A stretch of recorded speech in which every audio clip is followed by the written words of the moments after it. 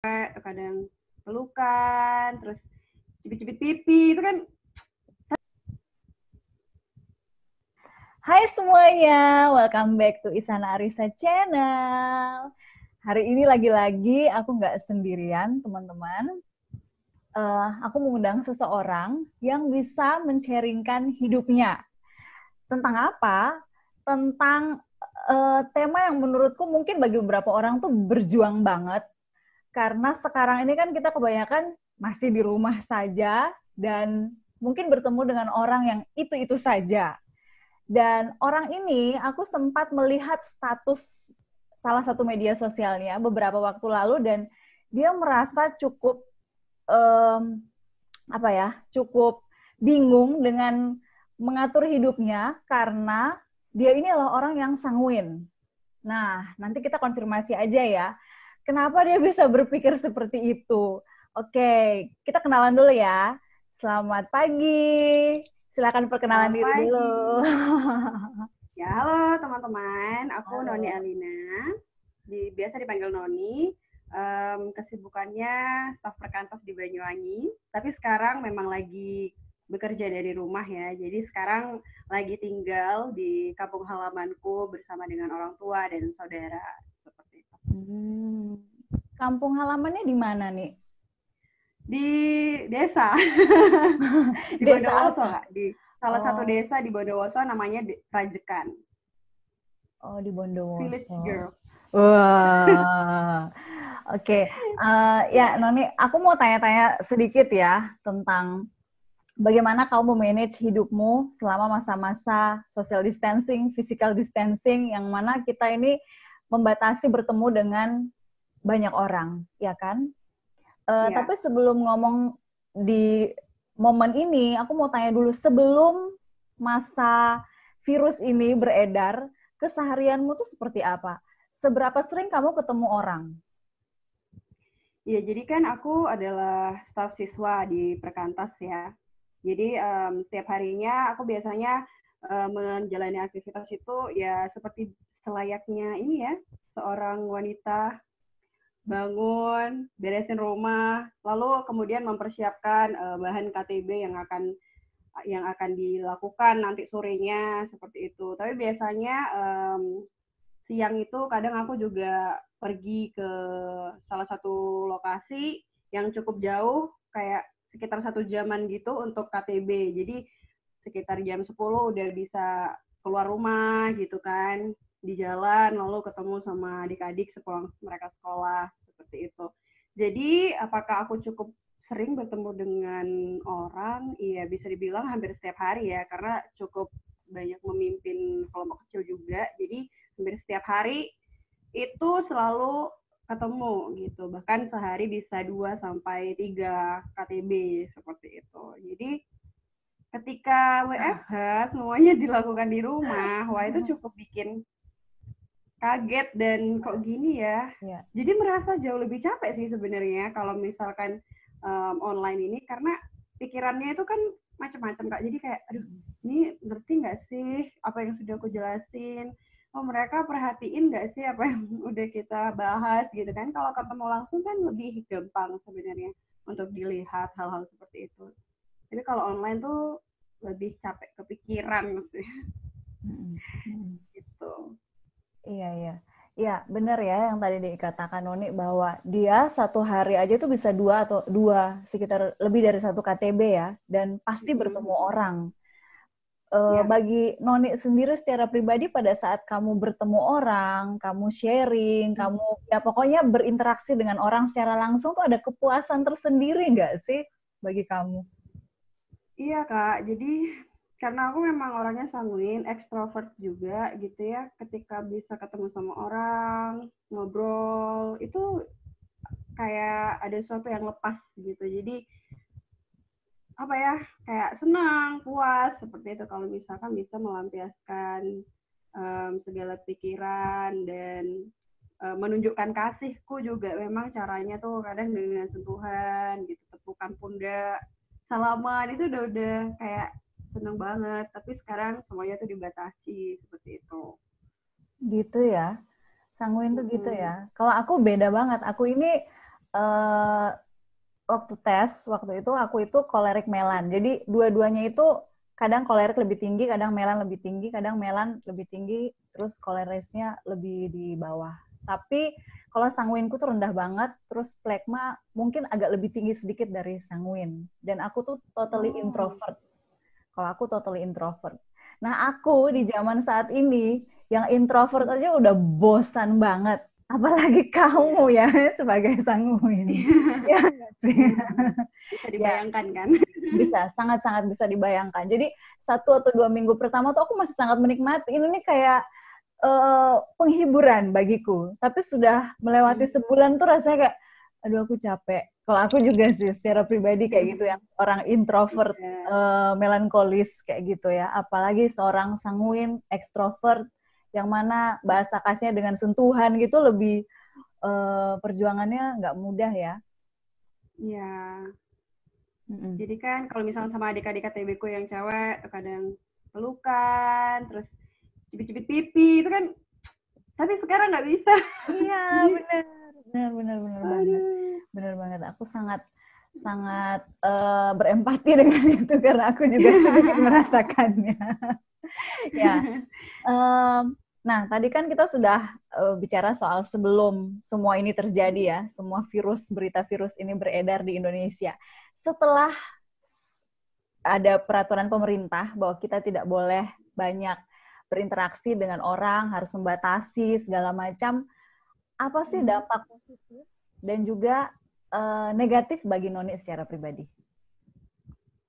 Kalau dampak negatif bagiku ya Kak, ya itu tadi sih, merasa sedikit proses adaptasinya itu cukup melelahkan, dalam arti ketika aku kemudian stres, bukan ya bisa dibilang stres ya, itu aku melampiaskan kepada keluarga. Jadi bisa ada gesekan-gesekan yang tidak disadari dengan keluarga gitu. Padahal itu aku sebenarnya lagi capek dan stres karena nggak bisa keluar gitu kan, yang dilihat cuman ayah, adik. Jadi kayak akhirnya bergesekan sama mereka seperti itu. Tapi kemudian aku sadar dan aku mengakui itu, bahwa memang sebagai seorang extrovert dan sanguin aku sedang diuji gitu kan. Jadi bersyukurnya aku bisa sadar bahwa ini aku udah lagi nggak sehat nih gitu. Jadi ya aku mulai menenangkan diri dan mengambil waktu untuk sahabat gitu sih. Negatifnya itu sih Kak. Jadi ada adaptasi yang memang sedikit sulit seperti itu. Tapi kalau untuk dampak positif, aku jadi bisa ini sih, belajar sesuatu hal lain tentang diriku, bahwa memang ada sisi-sisi baru yang aku ketahui dari diriku sendiri. Jadi kayak belajar sesuatu yang baru tentang diri sendiri. Oh ternyata aku itu orangnya nggak sabar gitu. Jadi selama ini aku mengira aku orangnya sabar kan sih. Terusnya aku tuh jarang banget gitu loh Kak marah gitu kan. Jarang sekali sih aku marah gitu. Tapi wow, ternyata dalam masa WFH ini aku menyadari aku nggak sesabar itu. Jadi sisi positifnya adalah ya aku jadi mengenal diriku sendiri dan akhirnya aku belajar bagaimana seharusnya aku bersikap, bertingkah laku seperti itu. Belajar satu hal yang baru gitu. Jadi belajar mengenal diri lebih baik ya. Iya. Dan aku juga baru tahu nih dari sharingnya Noni bahwa Noni yang adalah seorang sanguin ini jarang marah. Tapi pada saat kayak tidak bisa bertemu dengan orang tuh ada emosi yang keluar, yaitu kayak lebih cepat bergesekan atau berkonflik dengan orang lain gitu ya. Gitu ya. Oh gitu ya. Mungkin emang gitu kali ya. Aku nggak belajar psikologis sih. Jadi karena biasanya ketemu orang ya emosinya tuh udah keluar gitu, enak kan ketemu orang, keluar emosi-emosinya. Nah tapi kalau misalkan kita akhirnya dibatasi, nggak bisa ketemu sama orang, harus meredam semua emosi itu gitu kan, jadinya ketumpuk dan itu bisa keluar berupa kemarahan seperti itu ternyata. Kalau aku sih ya, mungkin ada orang-orang sanguin dan ekstrovert yang berbeda seperti aku sih Kak, gitu. Aku pernah waktu itu tuh nggak ngobrol panjang sih, cuma ada satu orang yang aku tahu dia juga sanguin tapi cowok, dan dia udah bilang, aduh Kak aku udah stres nih, sungguhan stres karena aku udah nggak bisa ngapa-ngapain. Kan anak ini suka olahraga, dan mau olahraga, maksudnya biasa tuh olahraga di satu tempat, kita biasa olahraga bareng-bareng, kami biasa olahraga bareng-bareng, dan karena ini, tempat itu tuh tidak bisa menerima orang lain, kayak gitu. Tapi akhirnya dia memutuskan untuk ya udah dia harus olahraga sendiri, karena takutnya kalau tidak dilampiaskan energi-energi itu, malah jatuh dalam dosa yang lain, sangat rentan untuk jatuh dalam pornografi atau sebagainya, ya kan? Nah itu kalau cowok, nggak tahu kalau cewek nih. Oke. Berarti aku udah nangkep ya. Ya itu ya, seperti dugaanku awal bahwa sangat tidak mudah dan ada pergolakan emosi bagi seorang sanguin ya. Iya, benar banget. Oke, nah karena tagline dari YouTube channelku adalah bagaimana untuk memiliki hidup yang penuh arti, atau yang aku sendiri maknanya adalah hidup yang produktif. Nah, kasih tips dong nih, bagaimana untuk seorang sanguin di detik-detik ini, di momen-momen ini yang harus di rumah saja, gimana sih untuk bisa hidup itu produktif itu seperti apa bagi Noni sendiri? Jadi yang pertama, tips yang sudah aku jalani sendiri gitu ya, orang sanguin kadang kalau sudah kepentok, capek sama stres gitu ya, sebenarnya orang sanguin itu juga butuh istirahat loh. Jadi istirahat jadi tidak bertemu dengan orang-orang atau tidak melakukan sesuatu. Mungkin tiap sanguin atau melankolis itu sama ya. Tapi ada momen di mana memang istirahat itu jadi sesuatu hal yang produktif gitu. Aneh ya. Tapi aku tuh menyadari bahwa memang aku menjadi tidak produktif awalnya karena aku mengabaikan waktu-waktu istirahatku seperti itu. Jadi teman-teman, pertama istirahatlah yang cukup gitu ya. Istirahatlah yang cukup, tentunya bukan rebahan yang nggak produktif, tapi ya maksudnya gini, begadang gitu Kak ya, jam-jam yang awalnya teratur gitu ya, di masa-masa WFH ini kan jadi nggak teratur. Jadi ada yang bisa sampai begadang dan lain sebagainya, itu usahakan tetap teratur sih. Jadi tetap punya waktu istirahat yang cukup. Dan yang kedua adalah bagaimana kita bisa tetap produktif. Kita bisa melakukan segala sesuatu yang kita kerjakan itu, tetapi ubah mindset kita gitu. Kayak ubah mindset kita tuh kayak ya semuanya memang harus dilakukan secara online saat ini. Dan karena kita melakukannya secara online, teman-teman, bukan berarti itu mengurangi esensi atau nilai dari apa yang sudah kita kerjakan. Itu sih mindset yang perlu ditanam. Oh, kalau misalkan gini nih, kalau orang sanguin atau extrovert itu, kalau misalkan aku nggak ketemu sama dia nih ya, kalau aku misalkan nggak lihat mukanya secara langsung, kayaknya hubungan kita itu bukan apa-apa, kayaknya itu semua tidak berarti. Nah, itu suatu pemikiran yang salah sebenarnya. Kita gitu tetap ya? bisa punya. Sampai segitunya. Iya. Iya, jadi kayak aku tuh ya merasa aku bukan seorang kakak yang baik ketika aku nggak bisa ada buat seseorang gitu. Ada tuh secara langsung. Kayak gitu. Secara langsung. Aku tidak menjalankan fungsiku, maksudnya tanggung jawabku dengan baik gitu loh. Kalau misalnya aku tuh nggak ketemu secara langsung. Nah, itu mindset yang perlu diubah sih, apalagi di masa ini ya, kita nggak tahu nih sampai kapan WFH ini akan berlangsung gitu kan. Jadi mindset yang perlu kita ubah adalah ya secara online itu tidak mengubah esensi atau nilai dari pekerjaan yang sedang kita lakukan atau hubungan yang sedang kita jalani. Itu tetap sama-sama berartinya kok gitu. Jadi jangan sampai berpikir yang tidak seperti itu. Dan yang ketiga, bagaimana ya supaya kita tetap produktif adalah terkadang kita tuh selalu ini ya, jangan sampai kita tuh toxic positivity. Apa itu maksudnya? Toxic positivity itu kayak selalu berpikir positif gitu ya, sehingga mengabaikan emosi-emosi yang sebenarnya sedang dialami saat itu, seperti itu Kak. Jadi toxic positivity ini lagi booming juga sih kemarin gitu ya. Aku sempat baca di Instagram itu orang-orang yang kita harus berpikiran positif sehingga sebenarnya itu baik ya, tapi apakah itu kemudian menjadi positif ketika kita mengabaikan emosi-emosi kayak sebenarnya aku lagi kecewa, sebenarnya aku lagi sedih, tapi nggak mau ngaku rasa kecewa dan sedih itu ada gitu. Jadi itu seperti memaksa gitu ya, memaksa untuk positif padahal nggak lagi positif gitu. Lo lagi nggak Padahal baik-baik aja ya gitu ya. iya benar. Jadi harus yang ketiga ini kita perlu jujur sama diri kita sendiri. Kalau misalkan kita lagi nggak baik-baik aja, ya udah jujur aja kita nggak baik-baik aja. Karena dengan emosi yang sehat itu kita bisa lebih produktif gitu. Kadang memang kita nggak selalu positif dan mungkin karena itu kita adalah seorang manusia gitu. Karena kita adalah seorang manusia, kita punya berbagai macam emosi dan emosi ini perlu diakui. Ketika kita mengaku aku lagi sedih nih, ya udah kalau lagi sedih ngapain?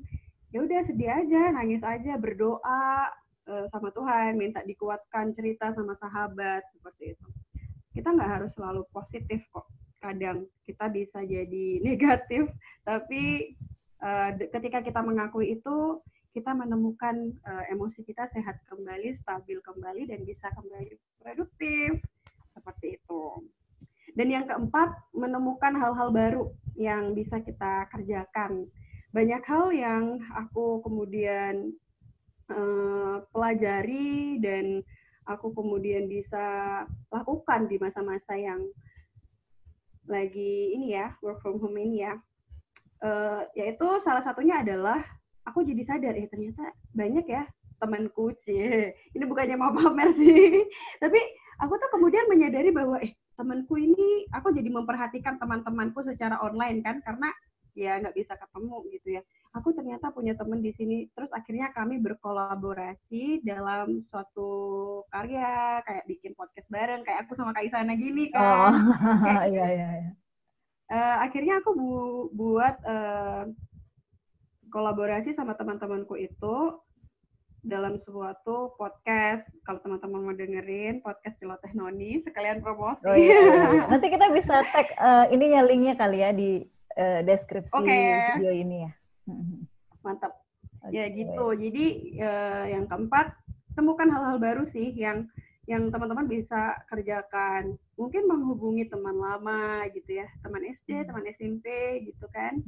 Yang sebenarnya teman-teman belum tahu kabarnya mungkin, terus apa yang bisa dikerjakan ya, mungkin bisa melakukan kegiatan bakti sosial bersama dengan mereka atau berkarya bersama dengan mereka, seperti itu. Banyak sih hal-hal baru yang dulunya nggak biasa, sekarang udah biasa banget. Bisa dilakukan karena adanya teknologi. Seperti itu sih Kak. Iya. Makasih ya nih. Aku belajar loh dari seorang sanguin ya. Seorang sanguin benar-benar kuncinya itu harus mengakui sih kalau kita sedang tidak baik-baik saja ya. Dan memang harus belajar mencari sesuatu hal yang baru kayak gitu. Ya enggak sih? Kalau enggak juga kita akan kayak bingung gitu ya. Nah, benar sekali. Dan teman-teman mesti tahu di podcastnya Noni itu, judulnya tuh menurutku sanguin banget sih. Celoteh Noni. Iya nggak sih? Iya kan? Jadi kayak saking suka ngomongnya itu menurutku judulnya celoteh. Ya. Saking suka berbicaranya ya. Ya. Iya, suka ngomong. Jadi aku bersyukur sih ada ajakan ini. Ya.